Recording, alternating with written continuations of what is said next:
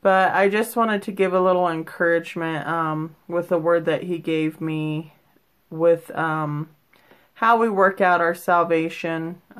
It is a process. It's a process through our whole life where we're refined and fine-tuned and changed and transformed in his greater glory into the image of Christ Jesus. And it is the process of refinement, which is not a bad thing, But here's just a little word of encouragement that he gave me in how he perfects it through time. And just some of our mindsets that need to be in it in that process. So he said, within the perfection of time, as you work out your salvation with fear and trembling, we also take hold of the finished work and completion of who we already are outside of that realm of time. And this is going to take a little bit to digest, like you might have to listen to this again.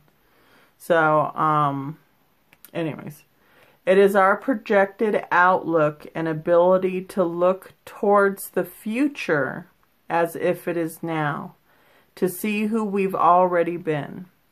When you have the ability to see it as a completed work and know fully and with clarity that your identity that was already placed within you rightly, that it is coming together in greater measure and alignment.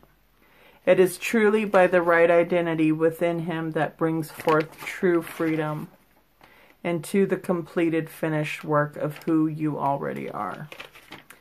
And he just gave me those words, and I just kind of muttered it into my recorder. But I think sometimes we have to encourage ourselves in the process of our walk with Christ. In a lot of ways, I know we hold ourselves to a certain standard, and when we don't meet it, we feel like failures. And so in a lot of ways, we have to fight sometimes that feeling of guilt, and of course the spirit of condemnation, which we know is not of Christ. But if we look at the finished work of the cross, we look at the finished work of our completion of how he already sees us, because I've said it before, he sees us beginning to end. He already sees the completed work of what he's doing in you.